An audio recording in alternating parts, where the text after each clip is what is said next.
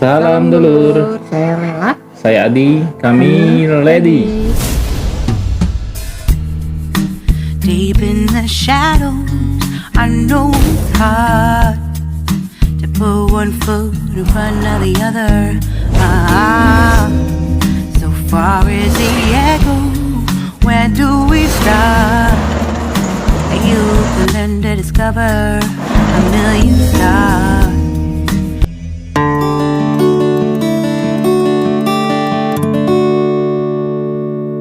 Oke, assalamualaikum warahmatullahi wabarakatuh. Jumpa lagi bersama kami berdua, tentunya Lela sama Adi di episode yang kelima. Alhamdulillah kita sudah sampai ke episode yang kelima. Kembali kami ucapkan banyak terima kasih untuk semua dulur-dulur yang sudah support kami dengan cara nonton video kami, komen, sharing, like, subscribe ya. Terima kasih banyak sekali lagi. Semoga kebaikannya dibalas berkali lipat. Amin. Amin. Baik, kita lanjut saja ke lanjutannya pastinya. Di episode 5 ini kita akan lanjut ngobrol. Jadi terakhir di episode 4 itu lebih ke apa ya? Tema garis besarnya adalah pacaran itu banyak sekali positifnya. Nah, sepanjang kita memang bisa membawanya lah ya, gitu. Dan ada yang kelewat yang saya ingat waktu kami pacaran itu adalah ada banyak manfaat yang bisa saya, bukan cuman saya tapi kami rasakan sampai saat ini. Itu adalah diantaranya satu, saya dibikinin CV lamaran kerja, ingat kan? Oh iya. Kemana? Ke Talenta Musik, dan sampai detik ini saya masih ngajar di sana. Dari tahun saya ngajar di sana itu dari awal tahun 2011 sebelum kita nikah sampai sekarang 2020 saya masih ngajar di situ. Apa itu bukan manfaat namanya, ya kan? Positif. Satu. Terus yang kedua, saya itu orang yang sangat buta teknologi. Bukan cuman gagap tapi buta. Kalau gagap mah kan masih bisa ngomong. Kalau saya buta sama sekali. Nah, dia ini yang sempat ngajarin saya, memperkenalkan saya sama komputer. Nah ya, Sampai sekarang lebih jago. Iya, makanya itu manfaat juga kan. Iya. Alhamdulillah. Terus lagi apa lagi ya? Gak tahu. Ya itulah diantaranya. Masih banyak pastinya tapi saya lupa. Tapi itu yang sangat kerasa sama kami. Nah terus selanjutnya ada nggak yang mau disampaikan di episode 5 ini? Dulu itu kan saya belum berhijab ya. Oh waktu iya. pacaran kan, ya waktu awal pacaran sampai tahun terakhir pas kita mau nikah aja pokoknya. Iya.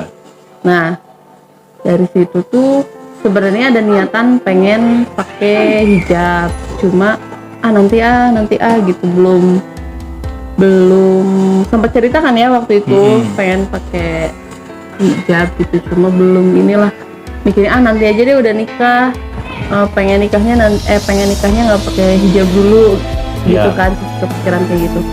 Tapi nggak tahu kenapa tiba-tiba satu hari aja, hari Sabtu ingat banget, waktu masih kerja di leasing mobil, tiba-tiba kok pengen nyobain ya, cobain lah pakai hijab. Waktu mau kerja kan hari Sabtu, cobain pakai hijab, yaudah deh pakai aja. Pas udah dipakai ya masa iya besoknya dibuka lagi ya. Ya udah jadinya iya dilanjutin gitu. Alhamdulillah istiqomah sampai sekarang. Nah tapi waktu pakai hijab tuh ternyata ada pro kontranya juga. Pasti. Ya maksudnya dari lingkungan sekitar, teman-teman gitu. Kalau keluarga yang pasti mendukung, sangat mendukung gitu, karena kakak-kakak juga sama pakai hijab, mama, terus pacar juga sama mendukung. Kirain pacar pakai hijab. Mendukung. Terus teman-teman di lingkungan kerja juga sama mendukung. Nah ada nih satu teman lah ya, teman dekat gitu ya, dulu sempat dekat sih, cuma mungkin karena itu jadi agak renggang ya. Dia tuh bilang apa ya waktu itu Ya, Pokoknya nggak enak lah ya, bilangnya itu intinya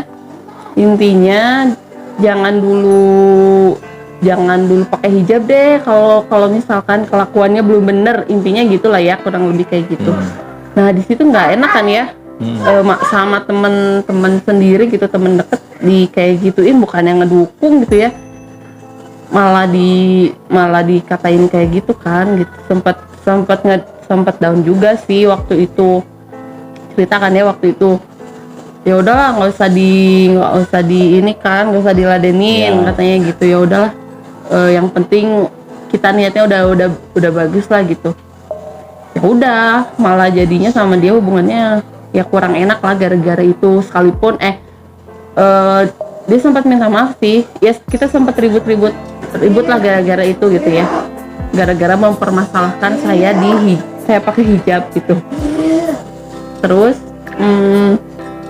ya udah, intinya dia minta maaf, ujung-ujungnya minta maaf sih. Tapi sekarang udah baik lagi. Nggak pernah ketemu juga, terus nggak ada komunikasi, ya udah hilang aja gitu. Ya udah, kita anggap itu bagian dari dinamika kehidupan ya. Iya betul. Pasti semuanya mengalami hal yang sama lah, pernah gitu, walaupun judulnya beda, tapi selalu aja ada tabrakan pandangan gitu. Iya, pro kontra itu. Tapi sebisa mungkin sih kita jaga hubungan baik dengan siapapun. Tapi karena itu memang kondisinya seperti itu, ngalir gitu aja, ya udah. Tapi yang pasti kita ini hanya sekedar sharing untuk bisa diambil manfaatnya, jadi sebuah cerminan gitu buat dulur-dulur, jangan sampai terjadi seperti yang tadi diceritain. Kita nggak pernah kalau sesuatu yang mungkin bisa disebut negatif, nggak pernah kita bicarain siapa orangnya ya. Cuman ini jadiin pelajaran aja gitu. Atau mungkin temennya istri saya nonton, mungkin kan bisa jadi. Ini kan di YouTube ini bisa diakses sama semua orang. Ya salam hangat aja dari kita, semoga sehat. Ya, semoga kita bisa ketemu lagi dan menjalin silaturahim lagi seperti awal. Seperti itu, amin.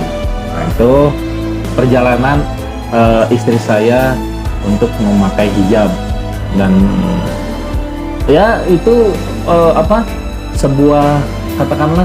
sebenarnya sederhana, cuman ternyata ketika dijalanin ada ya itu dia pro kontra.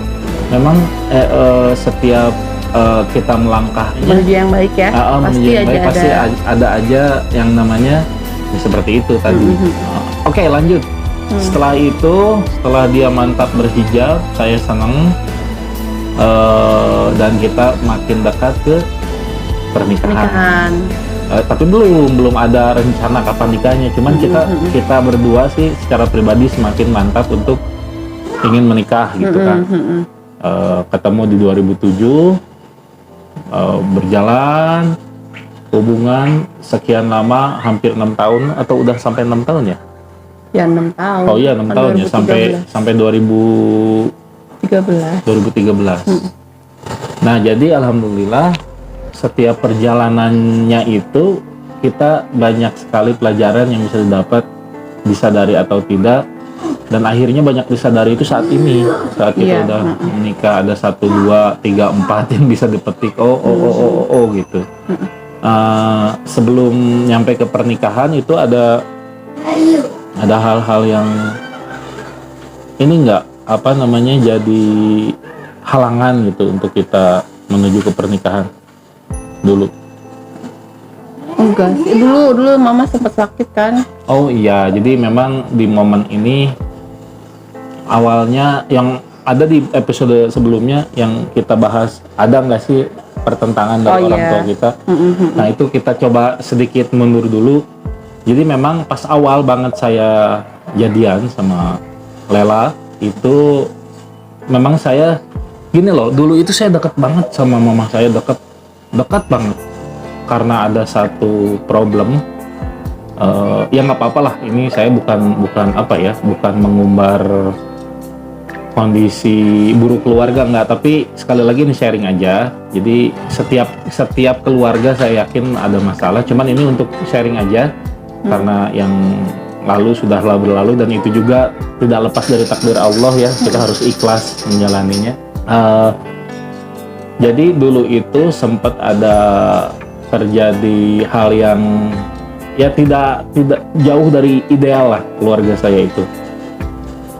Akhirnya sampai ke sana. Sebelumnya sih baik-baik saja. Karena satu hal memang ya tadi balik lagi sudah takdir Allah. Terjadilah satu momen saya berpisah sama mama saya. Jadi mama saya sama adik saya itu tinggal di Garut. Saya di Bandung itu sendirian. Dulu tapi kan itu ya. Ya udah lama.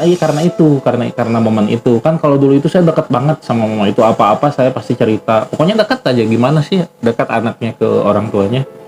Gara-gara itu kepisah beberapa tahun, pas akhirnya ada momen untuk kembali lagi, jadi canggung. Ya, karena udah lama nggak kan, ya berpisah lama aja, Nah dari situ terus kan saya berkembang nih, tambah dewasa dan sampai akhirnya saya punya pacar dan itu serius, ingin melangkah ke pernikahan.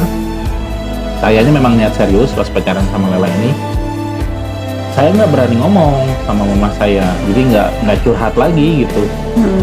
Nah, di situ jadi banyak hal yang kemudian jadinya akumulasi di mama saya yang membuat seolah-olah seperti belum siap untuk melepas saya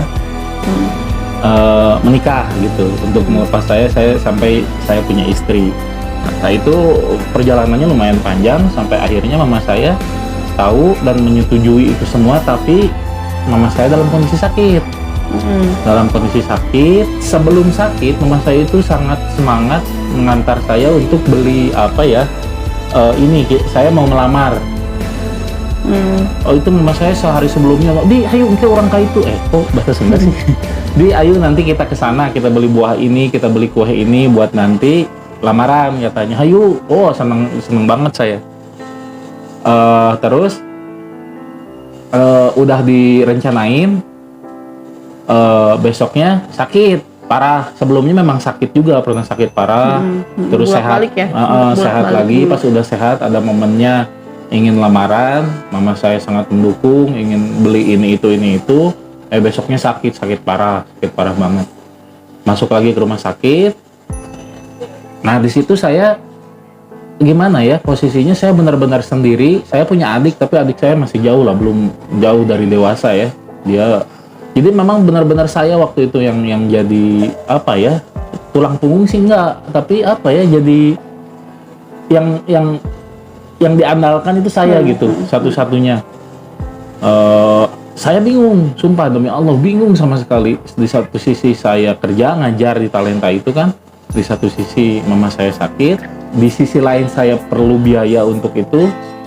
Kalau harusnya sih waktu itu saya izin ya untuk jaga mama saya di rumah sakit, tapi karena saya itu dia kepikiran, waduh saya harus ngajar untuk nutupin biaya kan. Dokter nyamperin saya, "Gimana ini mau ditindaklanjuti dengan catatan biayanya sekian-sekian." Ya udah saya gimana ntar aja kan. Akhirnya saya waktu itu ingat, sebelum saya berangkat ngajar itu saya sholat duha dulu. Sholat duha itu hari tanggal pokoknya Agustus aja ya, lupa. Saya sholat duha, di dalam doa saya itu saya sudah nggak tega lihat mama saya berdoa sama Allah, "Ya Allah, kalau misalnya memang Engkau sayang dengan mama saya, tolong sembuhkan. Tapi kalau memang mama saya ingin Engkau ambil, saya insya Allah ridho, ikhlas," saya bilang dalam doa saya di duha. Karena saya nggak tega dengan penderitaan yang mama saya alami. Demi Allah saya berdoa seperti itu. Udah selesai, jadi mama saya dijaga sama adik-adiknya di rumah sakit. Saya pamit untuk ngajar. Selama perjalanan ngajar dari rumah sakit, sepanjang perjalanan nggak tahu saya ingat terus sama mama, ingat terus. baru juga nyampe ke Talenta Musik, jadi dari Cimahi nih ke Arca Manik, baru nyampe belum masuk kelas, murid saya udah datang, tiba-tiba ditelepon dan mama saya meninggal. Balik lagi saya nyesel itu, kenapa saya harus pergi ngajar, kenapa saya nggak ngejagain. Itu sepanjang jalan saya nggak sadar, bawa motor kiri kanan nggak tahu lah, itu alhamdulillah bisa nyampe juga ke rumah sakit. Ya terakhir kalinya saya melihat mama saya udah meninggal. Di situ ada adik saya yang lagi nangis, dan saya nggak ibaratnya nggak menghadiri pas beliau sakaratul maut dan udah meninggal. Ya semoga beliau tenang di sisinya, ditempatkan di tempat yang terbaik, diterangkan, lapangkan kuburnya, amin Allahumma amin. Nah, akhirnya proses pemakaman segala udah, istri saya sama istri dulu, masih belum istri ya, sama calon mertua saya ikut ke Garut, dimakamin di Garut. Dan di sana itu jadi ada momen juga, semua saudara saya berkumpul, adiknya mama saya, baik dari pihak ayah saya juga, sampai akhirnya mereka nggak tahu gimana ceritanya, mungkin jalan Allah juga, rapat untuk pernikahan kita. Ya itu awalnya dari mana sih? Hah? Ya awalnya dari mana? Kenapa tiba-tiba? Jadi sebelum mama saya meninggal, memang saya selalu dapat inbox messenger dari Facebook dari beberapa saudara saya. Yang paling utama sih adiknya ayah saya, dan ada beberapa saudara saya juga yang, "Adi, ngapain sih lama-lama pacaran?" katanya. "Udah nikah aja." Saya waktu itu nggak berani karena saya kerja kan nggak tentu ya, walaupun memang saya punya keyakinan itu bukan jadi kalau buat saya pribadi bukan jadi masalah, tapi kan belum tentu nanti keluarga pacar saya bisa nerima dengan kondisi saya kan, seperti itu. Tapi di sisi lain si saudara-saudara saya itu meyakinkan dan menguatkan, sampai ada pertanyaan ini saya ingat, "Di, milih mana, Kak? Sukses dulu baru nikah atau nikah dulu baru sukses?" katanya. Waduh, pertanyaannya bingung. Saya sempat bilang sukses dulu lah baru nikah, dan itu salah kata saudara saya. Langsunglah dia ngeluarin dalil-dalil. Intinya sih Allah itu berjanji, Allah itu nggak akan pernah mengingkari janjinya, bahwa ketika kita sudah merasa ada jodohnya, segerakanlah untuk menikah katanya, karena sudah janji Allah akan diiringi dengan rezekinya gitu, selama kita mengusaha tentunya. Nah itu akhirnya itu paman saya ya, om saya, akhirnya om saya berkoordinasi dengan saudara-saudara yang lain dari pihak ibu, mama, dan momennya di situ pas setelah pemakaman mama saya. Karena kan ngumpul semua ya. Iya, di situ langsung rapat semuanya. Saya, pacar saya dan calon mertua saya ada di tengah-tengah rapat itu, langsung ditembak kan. Gimana nih katanya, ya kurang lebih lupa sih detailnya, cuman kurang lebih udah kita jadiin aja nikah katanya. Dan kebetulan di situ saudara-saudara saya masing-masing pegang ada punya berkontribusi untuk pernikahan kita, masing-masing punya ininya gitu. Pas saya bilang, "Aduh saya masih bingung ini gimana, saya nggak ada buat ini buat itu," langsung masing-masing dari saudara saya itu, "Udah tenda dan ini dari saya," katanya, "ini dari saya." Allahu Akbar kata saya. Ya udahlah, akhirnya mereka gimana, Adi sama Lela udah siap, silakan tentukan tanggalnya kapan, kalau udah fix email Mang katanya, Mang kan dalam bahasa Sunda om itu. Ya gitu, akhirnya kita berdiskusi panjang lebar. Saya juga curhat ke teman-teman saya yang saya percaya, ini gimana, saya di satu sisi saya senang mau nikah, di sisi lain saya bingung juga. Akhirnya Allahu Akbar, dengan izin Allah semuanya bisa berjalan. Saya jadi nangis ya. Terharu. Ya benar sih. Dulu juga ya kayak dimudahin aja dari nggak pas kita ada obrolan mau nikah nih. Padahal belum ini kan, belum belum tahu tanggal berapa, Iya. belum ini lah gitu, belum ada bayangan gitu. Cuma udah ada obrolan sama orang tua kalau kita mau nikah nih. Nah nggak tahu, kayak dilancarin aja semuanya. Terus ya memang sih kalau saya pribadi waktu itu pas sebelum jauh sebelum mau nikah tuh lagi sering-seringnya puasa Senin Kamis, terus sholat duha tiap hari. Yang ngaji Al-Quran ya pasti lah, itu mah udah pasti gitu ya. Ya mungkin ini juga gitu ya, ada manfaatnya gitu, sangat bermanfaat gitu. Dilancarin aja semuanya dari ya yang tadi dibilang gitu, kita bilang aduh buat ini gimana, ternyata banyak yang bantu, dari mulai cetak undangan, Betul. sound system. Ini hiburan juga luar biasa teman kita ya. Iya, sound system, terus hiburan dari temennya dia gitu. Terus ya alhamdulillah lah, kalau dikumpulin kan itu berapa ya gitu. Ya. Jadi sangat membantu gitu. Ya. Ya alhamdulillah lancar semuanya. Jadi di episode 5 ini mungkin kita lebih ke ini sih bukti ya, yang kita alami bahwa pertolongan Allah itu ada, jelas betul. kita alami, dan itu tidak datang begitu saja, balik lagi ke kitanya. Jadi yang bisa kita petik di sini, yang kita bisa ambil di sini, termasuk pengingat juga buat saya pribadi, buat kita juga, buat semua dulur-dulur, terutama yang satu agama dengan kami, Islam Muslim, itu diupayakan untuk jaga ya minimal sholatnya gitu. Itu karena ya memang benar, walaupun saya masih suka telat, tapi diupayakan memang. Ya itulah, ternyata setan itu memang ada, jelas. Bikin malas itu emang iya, bisikan setan itu. Tapi gimana caranya kita untuk tetap fight, tetap melawan itu, untuk menjaga sholat. Nanti setelah sholatnya bisa terjaga dengan baik, baru kita melangkah ke ibadah-ibadah lain ya. Iya. Dan itu terbukti sama kita sendiri, sama saya pribadi, sama istri saya. Pertolongan Allah itu ada melalui siapapun, melalui apapun, tanpa kita duga-duga ya. Asal itu tadi kita dekat sama Allah. Kayak itu. Seperti itu dulur-dulur. Mungkin di episode 5 ini kita cukupkan. Nanti kita ketemu lagi di episode yang ke-6 ya. Terima kasih yang udah nonton. Salam. Salam dulur.